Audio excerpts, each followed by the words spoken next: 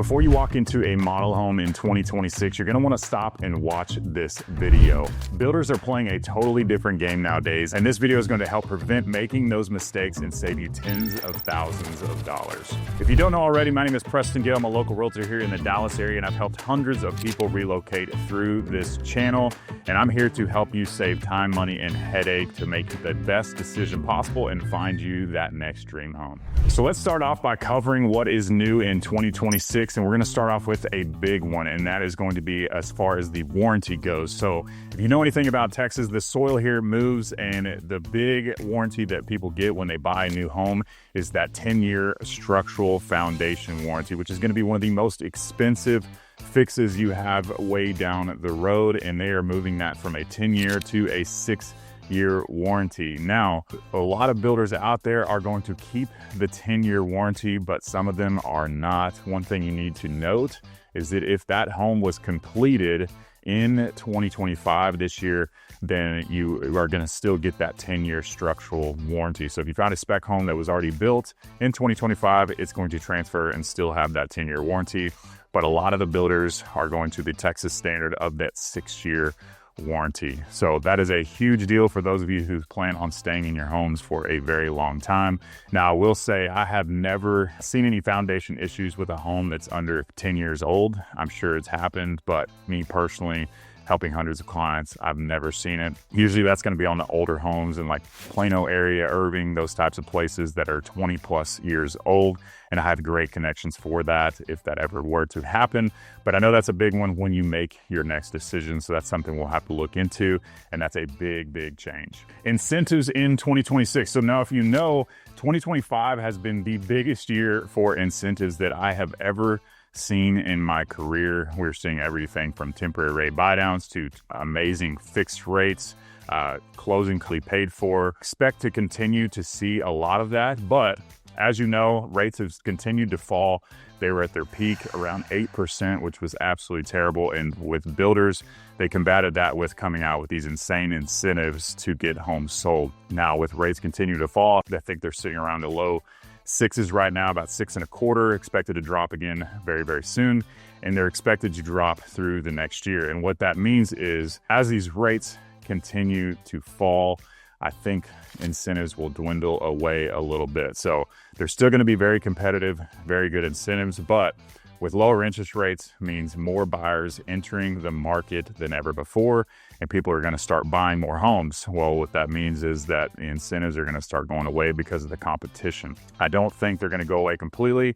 I don't see any major changes towards the beginning of the year, but about springtime and later, if rates get below that 6% mark, I expect things to pick up quite a bit as far as competition and buying new homes. Now, another thing to note is that builder permits were dropped 11% in 2025, and they're expected to drop even more in 2026 because of the slowing of the market. So what that means is these builders, these neighborhoods are building less homes, which means more competition. But right now, inventory is still higher than we've seen as of late. But with these changes in builder activity, rates, those types of things, the competition will continue to build up and incentives will start to dwindle away.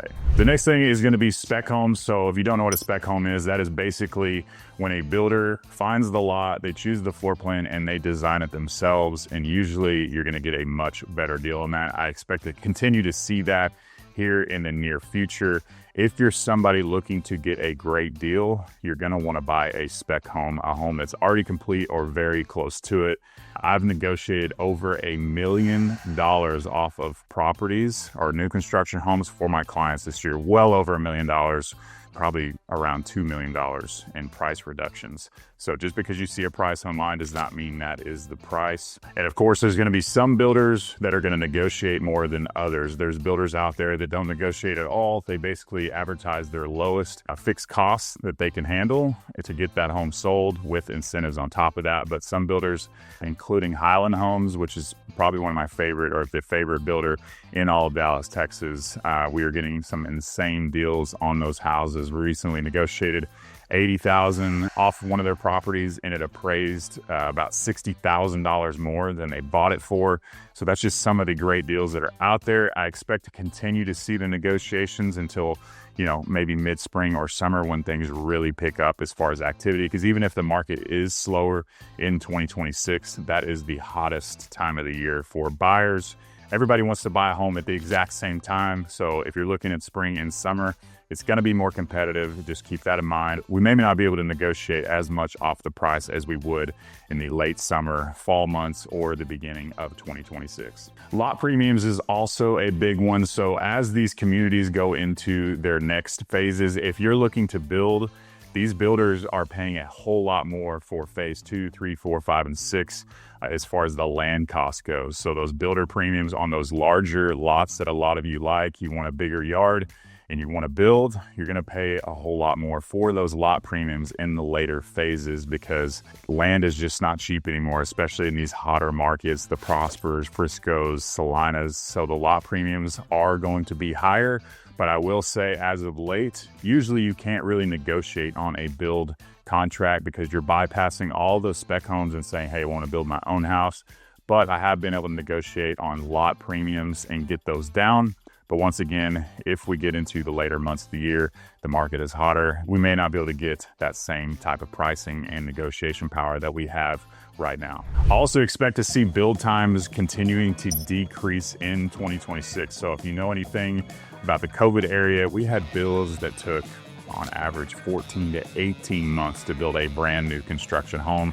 So I was talking to people 2 years out and they would have to start within 4, 5, 6 months from calling me, even though they weren't planning on moving for another 2 years.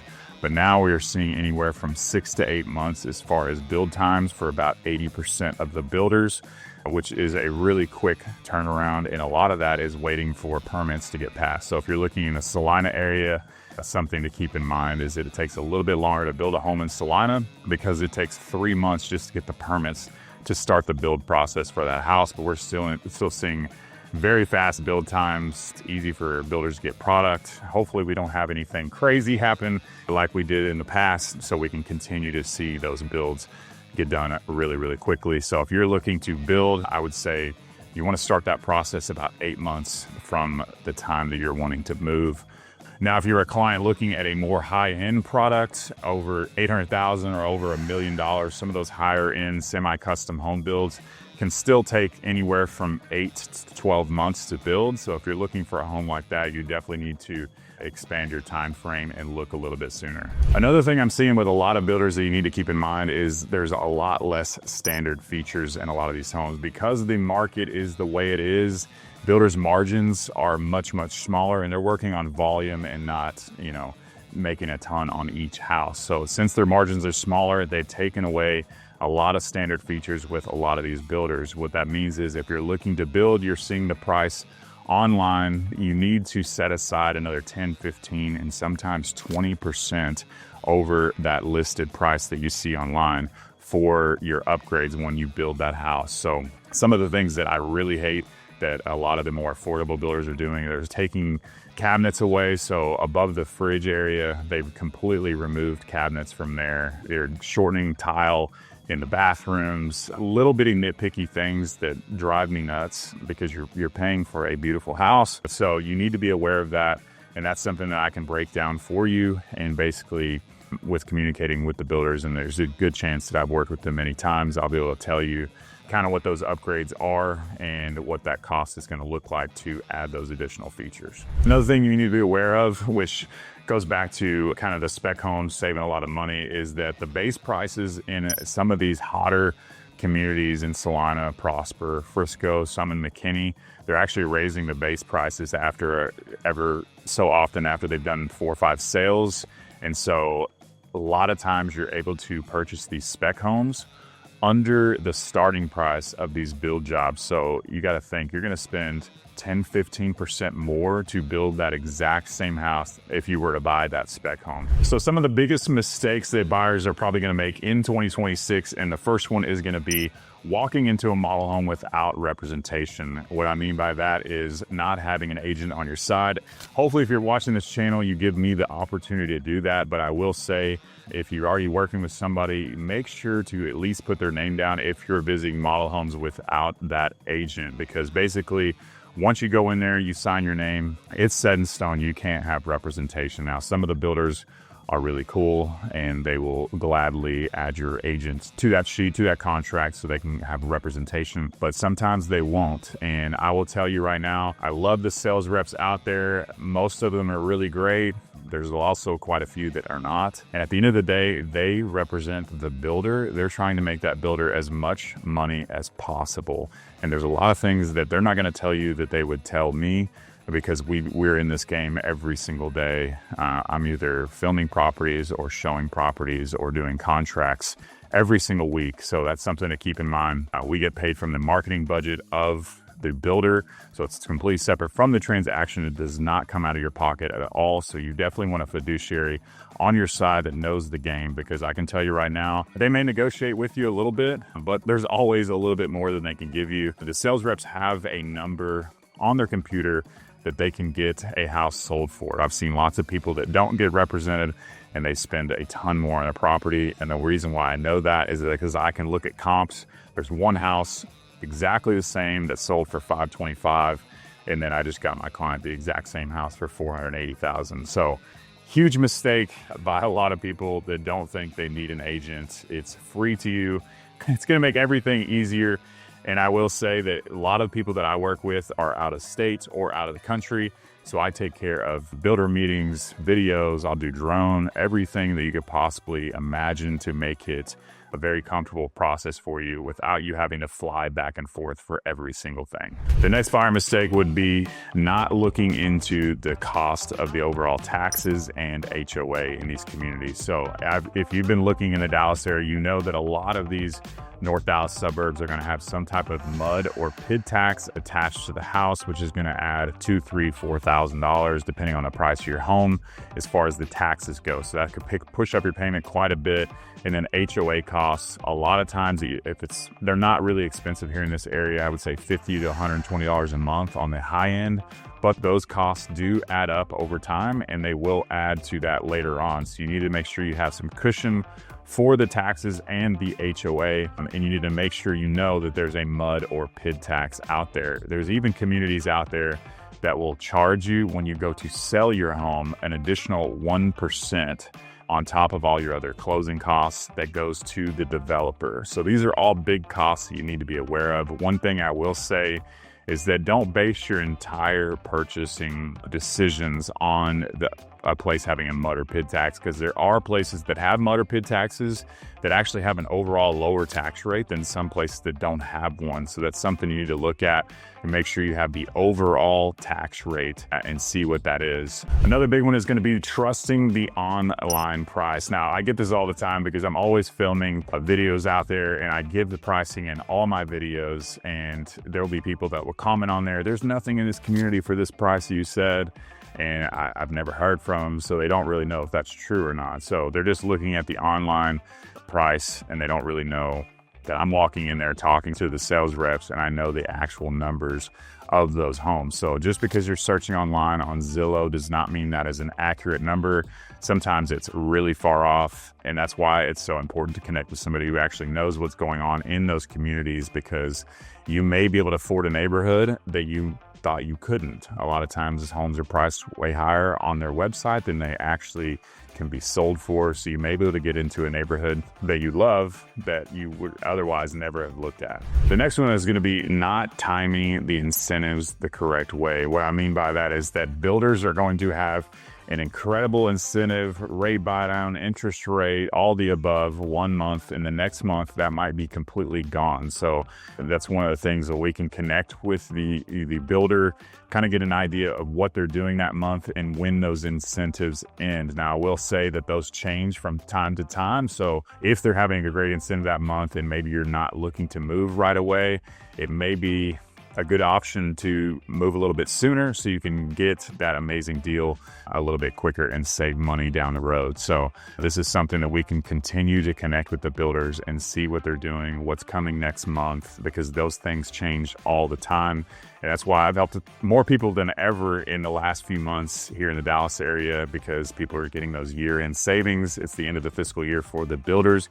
And so they're super motivated to get inventory off the books. So buying at the right time is a huge advantage and could save you tens of thousands of dollars. Another thing I'm seeing is people overlooking the contract. What I mean by that is that there are contracts out there, if you are looking to build, that still have escalation clauses in them. What that means is if prices of materials go up more than 10%, the builder can basically add on to the price of your home. So you're locked in on a price, you sign the dotted line, everything's great, and then you get to basically closing on that home, you got an escalation clause, and we have something like happened in the past with COVID, and all the prices of materials went up, and they tell you your house is going to be $50,000 more, or you can't close on this house. Now, I don't see that happening anytime soon unless something crazy happened, which it definitely can, but you need to be aware of that. A lot of builders have taken those clauses out of their contracts, but some haven't.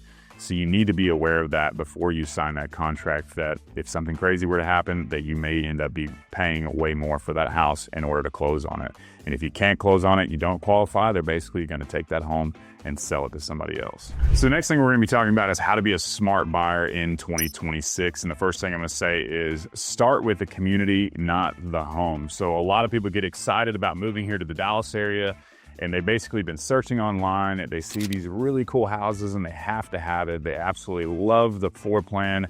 Everything's great, but they don't know anything about that specific area. If you're not coming to town, you definitely need help, somebody like myself, to break down these areas, because I'm all around these communities. I'm born and raised here. I know what's good, what's bad.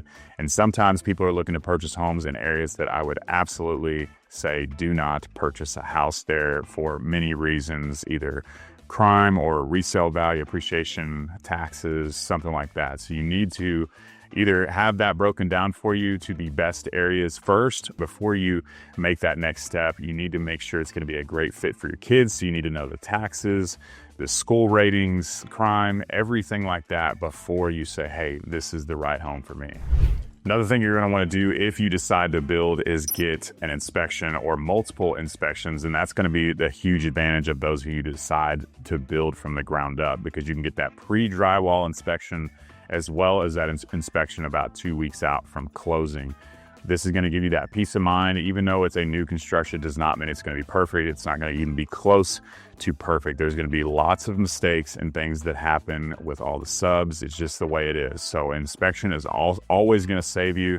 And the great thing with new construction compared to resale is with resale, you're basically going to be battling with the seller to see what they will fix. Whereas with a new construction builder, they're going to fix basically 99.9% of everything on that list to get it as perfect as possible. So it will be an extra cost for you, $500-600 for those inspections, but it's going to save you so much money long term, and you're going to be much happier in the end. And for those of you who are not looking to build from the ground up, you're looking for a spec home, I would say to look at those spec homes. They're going to be 30 to 60 days out maximum, or absolutely completed and done. And the reason why I say that is because we can get such a great deal on those spec homes. But if it's a spec home that's 4 or 5 months down the road, they're not going to be motivated at all to sell you that house at a great price. I see people all the time, hey, this one fits into our time frame, but they're going to spend $20,000-$50,000 more for that exact same house if they were to wait just a little bit longer. So that's something you need to keep in mind.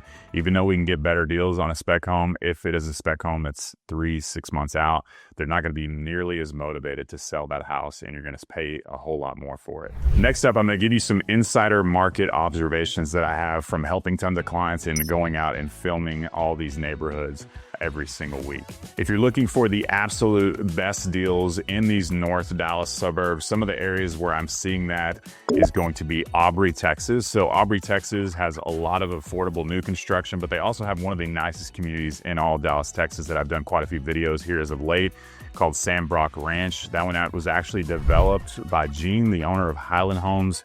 And it is absolutely beautiful, has extremely wide streets and some gorgeous homes, anywhere from 45 lots up to 70 170-foot estate homes that are absolutely gorgeous. So a lot of the top builders in Dallas, Texas, but you can get an absolutely insane deal with amazing amenities in a growing location. So as far as the neighborhood goes, that is one of the best deals I'm seeing. And an area that you wouldn't expect to have the best deals in Prosper, Texas, I would look at Mosaic. Now, Mosaic is a gorgeous new community developed by the same developer that did Windsong Ranch, one of the most popular and best neighborhoods that Dallas has ever seen.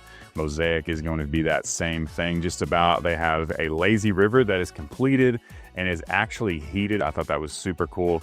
They just opened up a pool house. They have amenity centers. It's going to be one of the premier neighborhoods in Prosper, Texas, and in Dallas, Texas. A couple other suburbs that I'm seeing some amazing deals are going to be Salina, Texas, one of the fastest growing cities in the entire country.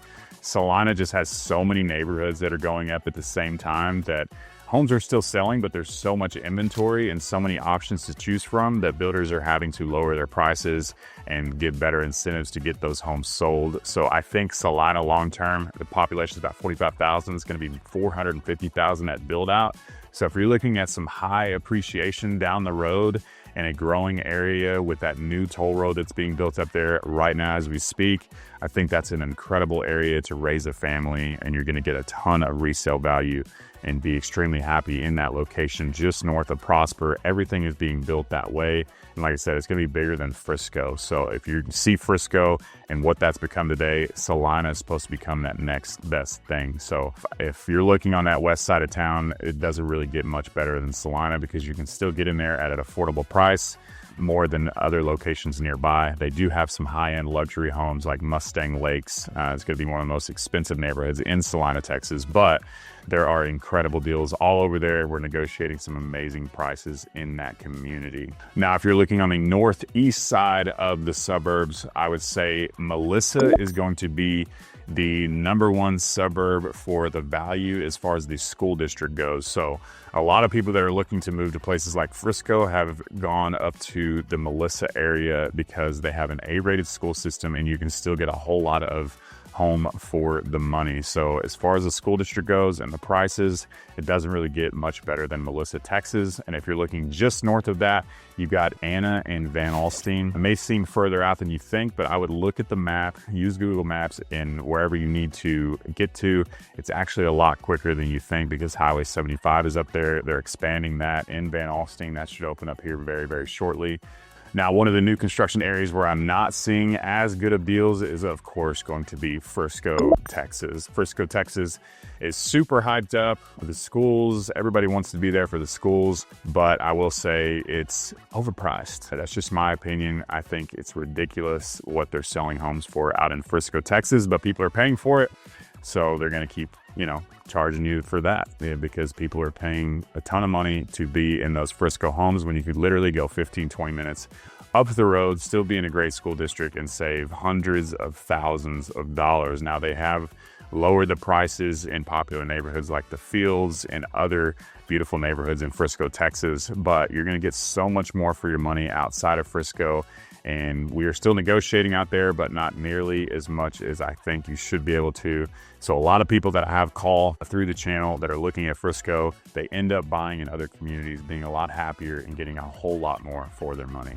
Now, for my investors out there that are watching this, I would say the best area to buy an investment property right now is going to be Princeton, Texas, as well as Sherman, Texas. Now, Princeton is also one of the fastest growing areas in the entire country and is the most affordable Collin County suburb there is. It's just east of McKinney. It actually shares a lot of neighborhoods with McKinney.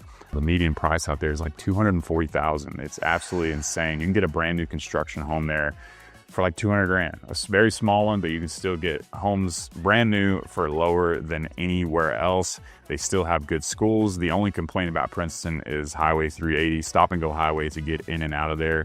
Takes a little bit longer, but investment properties are very popular out there. And then when you go way north, so north of Van Alstyne, about 20 minutes. So I know a lot of you are going to complain this isn't Dallas, but It's going to be a suburb of Dallas very, very soon. It's about 50,000 people. It's bigger than a lot of the cities south. They've got more investments going in Sherman than just about anywhere else. Texas Instruments spending billions of $30 billion. One of the biggest investments in Texas history have gone up there. And you can get a brand new construction home around $200 grand, $250,000. And that's actually where I've purchased investment properties for myself this year. I got it rented out within 3 weeks. Tons of development going up there. You got Lake Texoma right up the road, still in a great location. If you're trying to get to other major suburbs, it's really not that bad. So those are the two areas. If I were an investor watching this right now, those are the places that I would purchase. So I hope you got some great value from this video. I think we're gonna have an amazing year here in 2026. And if you're looking to move to the Dallas area, you just have questions or you wanna know anything about the new construction process or how that works with being out of state or out of the country, I'm happy to connect with you. So please don't be shy. Give me a call, shoot me a text, or send me an email. I would love to help you and your family make a smooth move to Dallas. Hope to see you around town, and make sure to check out this next video.